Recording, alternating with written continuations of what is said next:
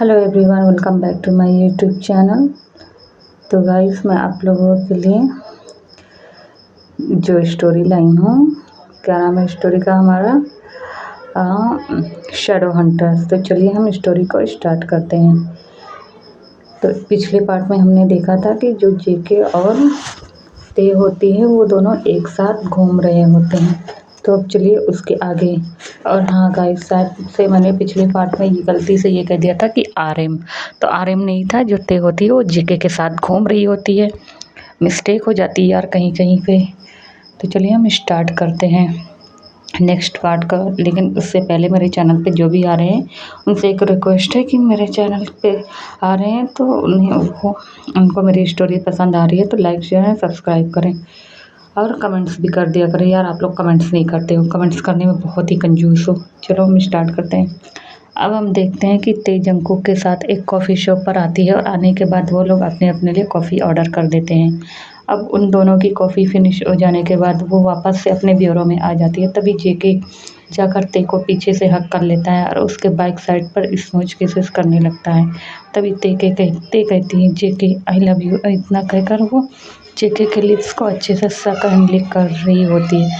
तभी जेके उस किस को ब्रेक करता है और कहता है baby baby I love you so much, मैं तुम्हारे बिना जिंदा नहीं रह सकता। और इतना कहकर वो ते को अपने एम्ब्रेस में उठाता है और उसे लेकर बेड पर लेटा देता है। तभी ते कहती है वो इतना ज़्यादा एक्साइटेड हो चुकी है कि वहाँ पर जेके की शर्ट को जल्दी जल्दी रिमूव करना स्टार्ट कर देती है।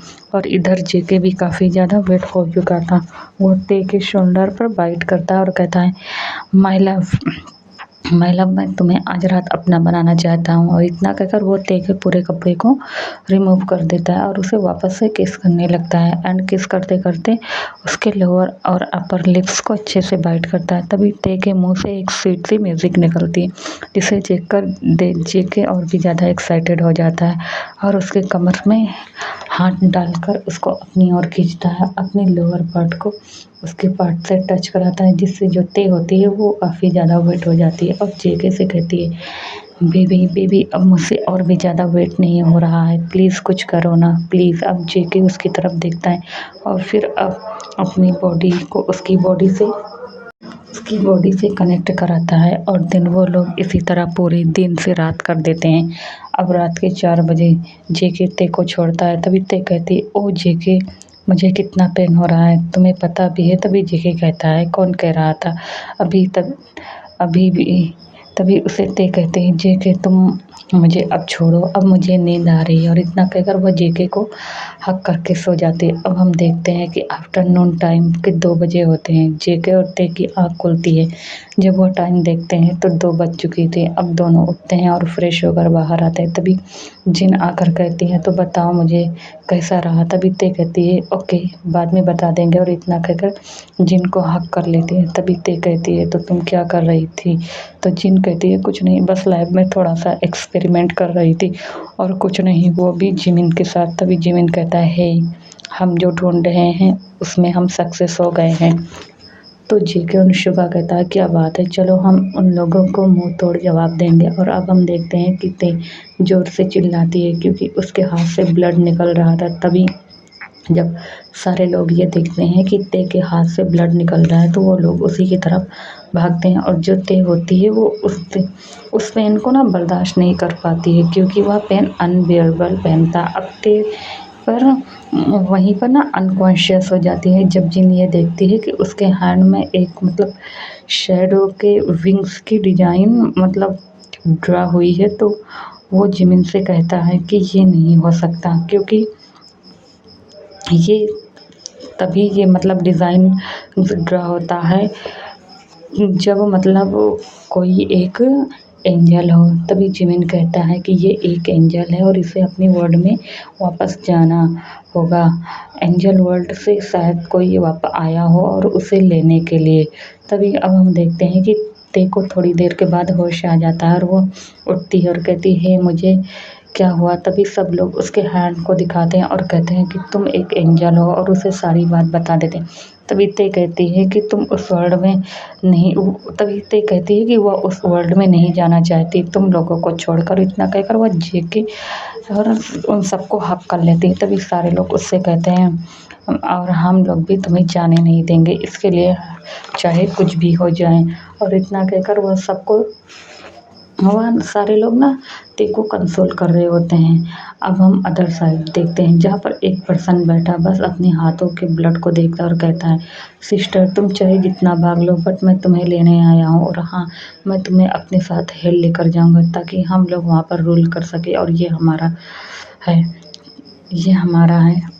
और वो ना अरे वो इतना कह रहा होता है तो गाइस ये हमारा कोई और नहीं कांग चेमिन होता है, जो सिटी से काफ़ी दूर तक एक न्यू सिटी जहाँ है, मतलब जहाँ पर ते रहती है उस सिटी से अलग दूसरी सिटी पर रहते हैं, बट वहाँ पे कोई ह्यूमन नहीं रहते क्योंकि वो एक हिल एरिया पे रहते हैं जहाँ पे सिर्फ डीमंस या अदर क्रीचर्स ही सरवाइव करते हैं। तो वो उस प्लेस पर अपना छोटा सा कॉटेज बनाकर रहता है। तभी वो अपने आप से कहता है, लगता है मुझे खुद ही जाना पड़ेगा अपने सिस्टर को लेने के लिए, और इतना कहकर वो अपने पंखों को फैलाता है और वहाँ से उड़ जाता है। अब हम देखते हैं कि ते जो होती है वो अपना वर्क कर रही होती है, तभी वहाँ पर आर्यन आता है और कहता है, हे ते क्या तुम मेरे साथ मेरे मॉम डैड के पास चलोगी? तभी ते कहती है हाँ, और इतना कहकर वो आर्यन के साथ चल देती है। अब हम देखते हैं कि आर्यन अपने मॉम डैड से मिलने के लिए आता है। अब डायलन वांग जब आर्यन और ते को देखते हैं तो कहते हैं, ते बेटा कैसी हो? तभी ते कहती है, मैं ठीक हूँ अंकल, और इतना कहकर उनको हक कर लेती है। अब मिसिस वांग भी ते से बातें करती है। तभी मिसिस वांग कहती है कि उन्हें बहुत ही ज़्यादा अफसोस है तुम्हारी मॉम के बारे में, वो इस दुनिया में नहीं रही। तभी ते कहती है, आप तो हो ना मेरे मॉम डैड के जैसे? तभी डायलन वॉन्ग कहता है, हाँ क्यों नहीं, और इतना कहकर वापस से उसको हक करते हैं। तभी आरम कहता है, मॉम एंड डैड मैं भी हूँ। तभी उसके मॉम डैड कहते हैं, ओके मुझे दिख रहा है। अब थोड़ी देर बाद देखते हैं कि आर्यन कहता है, मॉम डैड अब हमें जाना चाहिए। तभी आर्यन की मॉम कहती है, तो बताओ हमारी बहू कहाँ है? अब ते हंसने लगती है। तभी ते कहती है, वो एक्चुअली में कुछ वर्क कर रही है, इसलिए वो हम लोगों के साथ नहीं आई। तभी मिस्टर एंड मिसेस वांग कहते हैं, नेक्स्ट टाइम उसे लेकर ज़रूर आना। तो आर्यन कहता है, ओके मम्मा। अब हमें दिखाया जाता है कि आर्यन जो होता है वो मतलब बाहर निकल जाता है जाने के लिए। तभी ते उससे कहती है, तो क्या तुम नहीं बताने वाली अपनी मॉम डैड को कि क्या तुम एक वेम्पायर हो? तभी आर्यन कहता है, बाद में बता देंगे, क्योंकि वो अभी अपने मॉम डैड को फेस नहीं करना चाहता। अब हम अदर साइड देखते हैं, एक लड़की जो कि वेम्पायर होती है वह एक लड़के को बांध कर रखती है, उसे बहुत ही ज़्यादा टॉर्चर करती है। तभी वो लड़का कहता है, सियो ये हुआ, ये तुम क्यों कर रही हो? तभी सियो ये हुआ कहती है, क्यों, तुम भी तो मुझे मारने के लिए छोड़ दिया था, मरने के लिए। तभी चायांग कहती है, सियो ये हुआ अब हमें इसके साथ क्या करना चाहिए? तभी सियो ये हुआ कहती है, कुछ नहीं, देखते हैं कि इसे कौन बचाता है। और ली उजिन जो पर्सन रहता है ना जिसको सियो ये हुआ बांध कर रखती है, वो ली उजिन रहता है।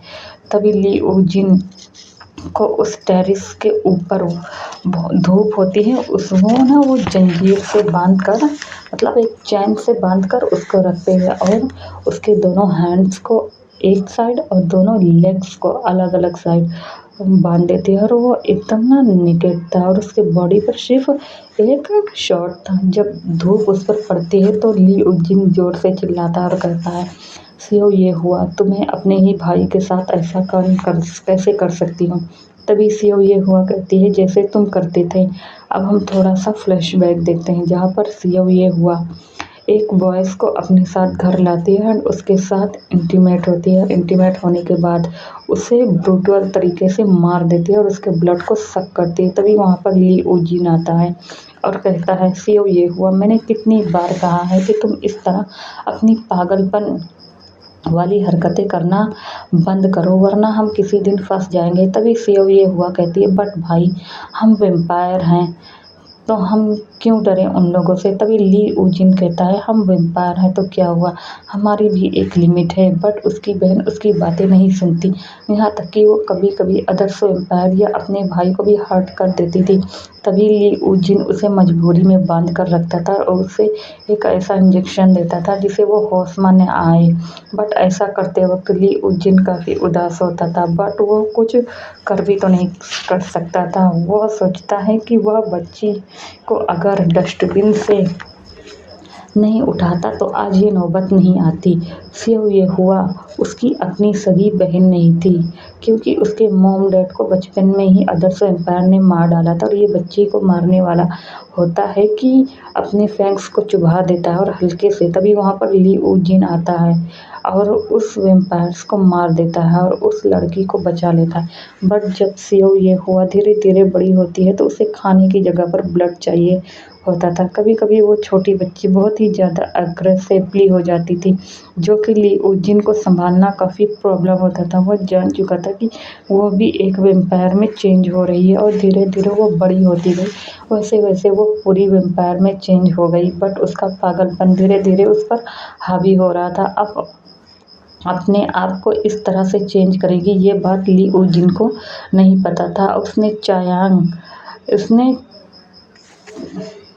उसने चायांग से फ्रेंडशिप की और उसका जो चेंज, उसके अंदर जो चेंज मतलब चेंज्ड जो इतना आया था, उसे कोई और नहीं चायांग ने ही किया था, क्योंकि उसे ली ऊ जिन को मार कर वैम्पायर का क्वीन बनना था। इसलिए वो ली ऊ जिन से नफरत करती थी, बट सही वक्त आने का वेट करती थी। अब उसे उसका फ्रूट्स मिल चुका था, तो वो मतलब इस मौके को अपने हाथ से कैसे जाने देती। तो ये जो फ्लैशबैक होता है यहीं पे ख़त्म होता है। अब हम देखते हैं कि ली ऊ जिन काफ़ी चीखता है, बट उसकी बहन बहुत ही ज़्यादा क्रूअल थी। तभी वो चायांग से कहती है हमें इसे मार देना चाहिए, अब थोड़ी देर बाद मरने वाला है वैसे भी, बस 10 मिनट में। जैसे ही यह धूप पूरी तरह टेरिस पर आएगी और अभी धूप उसके पैरों पर थी, तो जिससे उसका पैर जल रहा था और ली ऊ जिन काफ़ी ज़्यादा चीखता है, क्योंकि ये पेन उसको ना बर्दाश्त नहीं हो रहा था। अब हम अदर साइड देखते हैं कि आर्यन ते के साथ घूमने के बाद ब्योरा आते हैं, तभी वह जिन से मिलता है और जिन काफ़ी ज़्यादा जल्दी में होती है, क्योंकि कोई उसे हेल्प के लिए बोल रहा था। तभी आर्यन ते कहती है वेट, तुम कहाँ जा रही हो? तभी जिन कहती है एक वैम्पायर की रिंग दिखाते हुए कहती है ली उन जिन काफ़ी प्रॉब्लम में है, हमें उसकी हेल्प करनी चाहिए। तभी आर्यन कहता है वेट अ मिनट, क्या कहा? ली ऊ जिन, उसको क्या हुआ है? वो तो ठीक है ना? तभी ते कहती है तुम इसे कैसे जानते हो? तभी आर्यन कहता है वह वैम्पायर का किंग है और मैं जब वैम्पायर बना था तो मुझे बहुत ही ज़्यादा ब्लड पीने का मन करता था, तो मुझे काफ़ी प्रॉब्लम होती थी, तो मेरी हेल्प ली ऊ जिन ने किया था। इनफैक्ट मैं काफ़ी दिन तक उसी के साथ रहा और हम लोगों की एक अच्छी फ्रेंडशिप हो गई थी। तभी जिन कहती हमें जल्दी चलना होगा। तभी ते कहती ओके दिन, मैं यहीं पे रुकती हूँ। तो आर्यन जिन कहते हैं तू भी चल हम लोगों के साथ में, और यहाँ पर रुक कर क्या करोगी? तभी ते कहती है ओके, और इतना कहकर उन लोगों के साथ में चली जाती हैं। अब थोड़ी देर बाद ली ऊ जिन चीखता रहता है और दोनों लड़कियां बस हंस रही होती। तभी वहाँ पर एंट्री होते हैं हमारे प्यारे हंटर्स की, जो कि काफ़ी धमाकेदार एंट्री होती है। और आते ही जिन अपने ब्रेसलेट का यूज़ करती है, जो कि एक वुडन स्टिक में चेंज हो चुकी थी। अब वह सीधे चायांग को जोर से मारती, जिससे वो दूर जाकर गिरती है। अब सियो हुआ कहती है तुम लोग, तुम्हारी इतनी हिम्मत कैसी हुई? और इतना कहकर वो अपनी फैंग्स को बाहर निकाल लेती है। अब वो ते की तरफ भागती है, बट ते उसे एक जोरदार मतलब पंच मार देती है, जिससे सियो हुआ दूर जाकर गिरती है। अब पूरे छत पर धूप फैलने लगती है, जिससे ली ऊ जिन जोर से चिल्ला रहा होता है। जिन जल्दी से अपने ब्रेसलेट को एक शार्प नाइफ में चेंज करती है और उसे काटना स्टार्ट कर देती है। अब उसकी हेल्प आर्यन भी करता है। इधर चायांग जब देखती है कि वो सब लोग उसकी हेल्प कर रहे हैं, तो वो दोनों गुस्से से उसकी तरफ भागती हैं और वो दोनों ते को मारती। इससे पहले हमारे शुगा जेके जिमिन की एंट्री होती है। वो तुरंत चायांग को पकड़ लेते हैं और शुगा और जिमिन एक साइड होते हैं, ते और जेके एक साइड होते हैं और चायांग को वो पकड़कर लाकर उसी धूप में चैन से बांध देते हैं। और जिन तुरंत क्या करती है, ली उन जिन को बचा लेती है। उसकी जगह पर चायांग को रिप्लेस कर दिया जाता है। जब सियो हुआ ये देखती है कि वो अब चायांग नहीं बचेगी, तो वह उस टेरिस से जंप कर देती हैं। टेरिस जो था, जो बिल्डिंग की जो टेरिस थी वो बहुत बहुत ही हाई फ्लोर था, मतलब काफ़ी ऊंची बिल्डिंग थी। वो वहीं पर से वो दूसरी बिल्डिंग पे जंप कर देती हैं। वह सिर्फ चायांग की और वहाँ पे ना सिर्फ चायांग के ना चीखने की अब आवाज़ आती है और ये सीओ ये हुआ सुन रही होती है। अब सारे लोग ली उन जिन से कहते हैं तुम ठीक हो ना, तभी ली कहता है हाँ वो ठीक है एंड थैंक यू। तो सब लोग जिन की तरफ देखते हैं, तभी जिन कहती है कि तुम एक नेक दिल वेम्पायर हो जो दूसरे के साथ फोर्स नहीं करते। तभी आर्यन कहता है तो चलो मैं तुम्हारी हेल्प करता हूँ। अब ली चल तो सकता नहीं था क्योंकि वो काफ़ी ज़्यादा इंजर्ड हो चुका था। तो आर्यन उसे अपनी एम्ब्रेस्ट में उतारता है और उसे लेकर उसी के घर पर आता है। और जो सेव ये हुआ होती है ना, वो दूर से खड़ी ये सारी चीज़ें देख रही होती और अपने मन में कहती है कि वो इनमें से किसी को नहीं छोड़ेगी, स्पेशली आर्यन की फैमिली को वो तबाह कर देगी। और इतना कहकर वो चली जाती है। अब वह सब लोग अपने अपने ब्यूरो आ जाते हैं। अब ली की जो केयर होता है ना, वो आर्यन अच्छे से करता है और वो एकदम ठीक भी हो जाता है पहले जैसा। तभी ली आर्यन से कहता है कि वो दूर चला जाएगा यहाँ से और एक न्यू लाइफ स्टार्ट करेगा। तभी आर्यन कहता है ओके। अब ली आर्यन को अपने घर की दे देता है। उसका जो घर होता है, घर नहीं कह सकते, एक मैंशन होता है जो कि काफ़ी मतलब बड़ा होता है। तभी ली कहता है तुम्हें इधर उधर जान मतलब रहने की ज़रूरत नहीं है, आज से तुम यहीं रहोगे। तभी आर्यन कहता है बट, तो ली कहता है प्लीज़ फ्रेंडशिप के लिए मना ना करें, वैसे भी हम लोग एक अच्छे दोस्त हैं, तो तुमने मेरी बहुत हेल्प की है, तो प्लीज़ मना मत करना। तभी आर्यन कहता है ओके। अब ली आर्यन को एक लास्ट हग करता है और वहाँ से काफ़ी दूर चला जाता है। इधर आर्यन भी वापस ब्यूरो आ जाता है। अब ऐसे ही दिन चलते रहते हैं। अब हम अदर साइड देखते हैं कि जिमिन का जो फादर होता है मिनहो, वो जिमिन से कह रहा होता है जिमिन प्लीज़ कि मुझे एक बार माफ़ कर दो। तभी जिमिन गुस्से में कहता है कि डैड मैं आपको माफ़ नहीं करूँगा और आप यहाँ से चले जाइए वरना अच्छा नहीं होगा। और इतना कहकर ना वो गुस्से में अपनी पावर का यूज़ कर देता है। तभी उसका जो फादर होता है वो अपने उस पावर से मतलब बच जाता है। तभी वो जिमिन से कहता है जिमिन मेरी बात तो सुनो, और इसका ना हाथ पकड़ लेता है। तभी जिमिन गुस्से में उसके हाथ को छुटा लेता है और वापस से अपनी पावर का यूज़ करता है। जब उसका फादर देखता है मिनहो कि जिमिन को समझ में नहीं आ रहा है और वो अपनी पावर का यूज़ कर रहा है, तो वो भी गुस्से में अपनी पावर का यूज़ करता है। और जो मिनहो की जो पावर थी वो काफ़ी स्ट्रॉन्ग पावर होती है क्योंकि जिमिन से ज़्यादा वो काफ़ी स्ट्रॉन्ग था।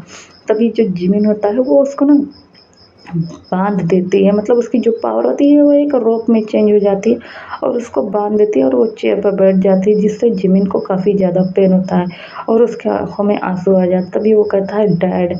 तभी उसके फादर कहता है कि प्लीज़ बेटा, प्लीज़ मैं आखिरी बार कह रहा हूँ कि तुम मुझे माफ़ कर दो। मैं ये नहीं चाहता कि मैं ऐसे ही सारी ज़िंदगी वहाँ पर हेल्प में मेरी जो ज़िंदगी थी वो बहुत ही ज़्यादा बुरी थी। मैं नहीं चाहता हूँ कि मैं अपनी सारी लाइफ वहीं पे मतलब अपनी ज़िंदगी वहीं पे बिताऊँ। वहीं पे मैं चाहता हूँ कि मैं तुम्हारे मम्मा के पास चला जाऊँ। तभी जो जिमिन होता है वो कहता है मेरी मम्मा के पास, तुम तो मेरी मम्मा को छोड़कर बहुत पहले ही चले गए थे, तो मेरी मम्मा की याद तुम्हें कैसे आ गई। तभी जिमिन का फादर मिनहो कहता है कि प्लीज़ वो बस एक बार माफ़ कर दे और उसको मतलब इस वो फिर चला जाएगा, वो फिर ज़बरदस्ती नहीं करेगा। तभी जिमिन कहता है पहले उसको छोड़े और हाँ वो उसे कभी नहीं माफ़ करेगा। तभी मिनहो कहता है ओके, और इतना कहकर वो ना अपने बेटे को मतलब रिलीज़ कर देता है, अपनी पावर का यूज़ नहीं करता फिर, और आँखों में आंसू लिए वो अपने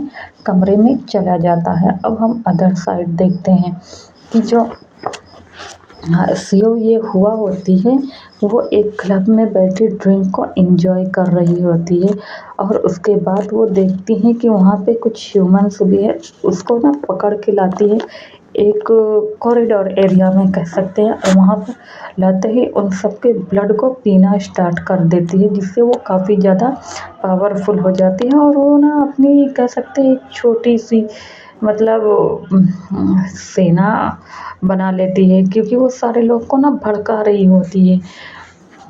कि अपने पावर का सही इस्तेमाल करना चाहिए। वो इस तरह से बोल रही होती है। तभी जब ये बात हमारे आर्यन को पता चलती है तो वो सीओ हुआ के पास जाता है और उसको वार्निंग देता है कि मतलब वो दोबारा ऐसी हरकत ना करे। तभी जो सीओ हुआ होती है उसे बहुत ही ज़्यादा गुस्सा आती है। वो आर्यन को मतलब कुछ कहती भी नहीं है, उसके पास आती है और उसे कहती है कि आर्यन, तुम्हें जो करना था कर लिया, अब मैं जो करूँगी तुम देखते रह जाओगे। और उससे कहती है तुम बहुत ही ज़्यादा प्यार करते हो ना अपनी फैमिली से, तो बताओ पहले तुम्हें मारूँ या तुम्हारे मॉम डैड को मारूँ। तभी जब आर्यन ये देखता है कि सीओ ये हुआ बहुत ही मतलब ज़्यादा उसे ब्लैकमेल कर रही है, तो आर्यन गुस्से से उसको मारने वाला होता है। तभी सीओ ये हुआ कहती है कि कोशिश भी मत करना, क्योंकि मैं मतलब पहले से ही अपने एक वैम्पायर्स फ्रेंड को तुम्हारी मॉम डैड के घर के पीछे छोड़ कर आई हूँ। अगर तुमने मुझे मारने की कोशिश की, गलती की, तो वो तुम्हारे मॉम डैड को मार देंगे। तभी आर्यन जब देखता है कि सीओ ये हुआ काफ़ी ज़्यादा पावरफुल हो गई है, तो वो कुछ नहीं बोलता और वो वहाँ से गुस्से में वहाँ से चला जाता है। तभी सीओ ये हुआ एक डेविल सी स्माइल देती है और कहती है, ओ आर्यन तुम कितने ज़्यादा क्यूट हो और बेवकूफ़ भी, और इतना कहकर वहाँ से चली जाती है। अब वो सीधे वहाँ से आने के बाद आर्यन के घर के पास उसके डोर को मतलब रिंग को प्रेस करती, तभी उसके मॉम डैड बाहर आते हैं। तभी डायलन वॉन्ग कहता है कि तुम कौन हो बेटा। तभी सीओ ये हुआ कहती है कि वो आरएम की फ्रेंड है और आरएम की ऑफिस में ही वर्क करती है, तो उसे आरएम सर ने भेजा है एक फ़ाइल लेने के लिए, और गलती से वो अपनी फ़ाइल को यहीं पे छोड़ गए थे बहुत पहले। तब तो आर्यन के जो फादर होते हैं डायलन वोंग, वो कहते हैं कि उसे आए हुए 1 वीक हो चुके हैं। तो तभी जो सीओ जो हुआ होती है वो कहती है कि हाँ अंकल, बट सर ने मुझे भेजा है। तभी जो मिसेस वांग होती हैं वो डायलन से कहती हैं कि ले लेने दो इस बच्ची को। तो मिसेस वांग कहती हैं कि आ जाओ अंदर, और अंदर आने के बाद सेव ये हुआ सीधा अंदर आती है और उसके मॉम डैड से फाइल को मतलब वो सीधा दिखाने के लिए जाती है उसके कमरे में, वहाँ से एक छोटी सी ऐसे फाइल को उठाती हैं, और एक वो फाइल नहीं रहता है इसे कह सकते हैं, उसमें कुछ पेपर्स ही रहते हैं, तो वहाँ से उठाती हैं। उठाने के बाद वो उसके मॉम डैड से बातें करती हैं। उसके जो मॉम डैड्स थे वो बहुत ही ज़्यादा अच्छे थे, तो वो पोलाइट वे में ना उससे अच्छे से बातें करते हैं और सारी चीज़ें के मतलब कॉफ़ी वॉफ़ी के लिए वो इनवाइट करते हैं। बट जो सीओ ये हुआ थी वो एक वैम्पायर थी ना, तो वो मना कर देती है। वो कहती है नेक्स्ट टाइम अंकल, और उन्हें ना अपनी स्वीट स्वीट बातों से उन्हें मतलब अपने अंडर में करने की कोशिश कर रही होती है। तभी उसकी जो मॉम होती है वो कहती है वाओ तुम कितनी ज़्यादा स्वीट हो, जो हमारा आर्यन है वो कितना ज़्यादा लकी है कि वो तुम्हारी जैसे फ्रेंडशिप मतलब फ्रेंड्स को पाया है। तभी आर्यन के फादर कहते हैं कि हाँ, और इतना कहकर वो से ये हुआ जो होती है वो कहती हैं तो आंट मैं आपसे बाद में मिलूँगी, और इतना कहकर वो वहाँ से जाने लगती है। तभी उसकी मॉम कहती है ओके बेटा तुम आना ज़रूर आर्यन के साथ। तभी सेव जो हुआ कहती है जी ज़रूर वो आएगी, और वहाँ से चली जाती है। तभी सेव ये हुआ अपने मन में कहती है तो आज के लिए इतना ही, बाय बाय।